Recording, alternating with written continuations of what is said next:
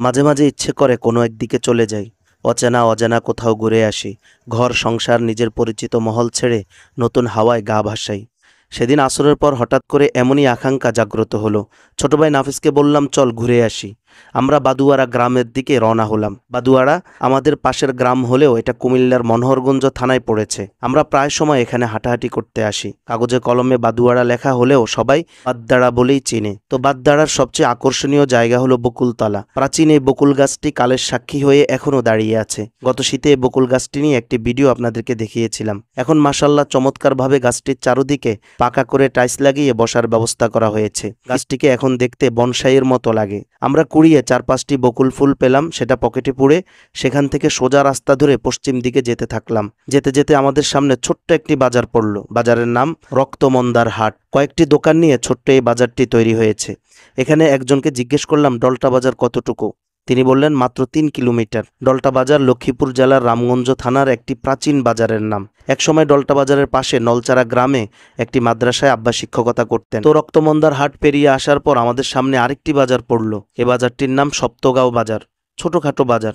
বাজার পেরিয়ে গেলে পথের ধারে ছোট্ট একটি মসজিদ দেখে আমরা দাঁড়ালাম। সেখানে মাগরিবের নামাজ পড়ে নিলাম। ততক্ষণে চারদিকে অন্ধকার নেমে পড়েছে। অন্ধকারে আশপাশটা ভালোভাবে দেখা যায় না, সেজন্য রাতের সফর আমার ভালো লাগে না। কিছুক্ষণ যাওয়ার পর আমাদের সামনে আরেকটি বাজার পড়ল। এই বাজারটির নাম ইসলামপুর বাজার। আমাদের এই অঞ্চলে ঘনবসতির কারণে একটু পরপরই বাজারের দেখা মিলে, তবে এই বাজারগুলোর বয়স খুব বেশি নয়। দেখতে দেখতে আমরা ডলটা বাজারে চলে আসলাম। জমজমাট একটি বাজার। ক্রেতা বিক্রেতার ব্যাপক উপস্থিতি লক্ষ্য করলাম। বাজারের পাশের উচ্চ বিদ্যালয়টির বয়স 100 বছর পূর্ণ হয়েছে। জানার সুযোগ হয়নি, তবে সম্ভবত বাজারের বয়সও তেমনই হবে। আমি আগ থেকেই জানতাম এই বাজারে একটি বিখ্যাত মিষ্টির দোকান রয়েছে, তবে দোকানের নাম কি সেটা জানতাম না। একজনকে জিজ্ঞেস করলে তিনি নিউ মিষ্টিমুখ নামে একটি দোকান দেখিয়ে বলল, এটাই সেই বিখ্যাত মিষ্টির দোকান। আমরা দোকানে প্রবেশ করলাম। দোকানে ঢুকেই রসমালাইয়ের সাথে মোলাকাত হলো। টেবিলের উপর প্লাস্টিকের গোল বাটিতে উপচে পড়ছে রসমালাই। দুধের স্বরের মতো হলদে কালারের রসমালাই দেখে নাফিস আকৃষ্ট হয়ে গেল, কিন্তু দাম অনেক বেশি। কেজি 450 টাকা।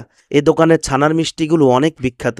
এখানে ছানার মিষ্টি পিস হিসাবে বিক্রি করে। 1 পিস 10 টাকা, 100 পিস 1000 টাকা। আমরা 20 পিস দিতে বললাম, আর নাফিসকে বললাম 1 পিস খেয়ে দেখতে মিষ্টিগুলো আসলে ভালো কিনা। ও আবার এগুলোতে এক্সপার্ট। তারপরে দুই ভাই মিলে 2 টুকরো ছানা খেলাম। মিষ্টির দোকানের লোকগুলোর আচরণ ভালো লাগেনি। আমরা এত দূর থেকে আসলাম, ওনাদের মিষ্টির সুনাম করলাম, কিন্তু সেই অনুযায়ী সামান্য আন্তরিকতা দেখলাম না। প্রশ্ন করলেও বিরক্ত হয়ে উত্তর দিচ্ছিল। মিষ্টির দোকান থেকে বের হয়ে আবার আমাদের ফিরতি পথের যাত্রা শুরু হলো। আজকে মাত্র আধা ঘন্টায় আমরা 3টি জেলা সফর করলাম, নোয়াখালী, কুমিল্লা, লক্ষ্মীপুর। সবকিছু মিলিয়ে আজকের অজানায় হারিয়ে যাওয়াটা খুব ভালো লেগেছে। আজকের মতো এই পর্যন্তই। সবাই ভালো থাকুন, সুস্থ থাকুন। আসসালামু আলাইকুম।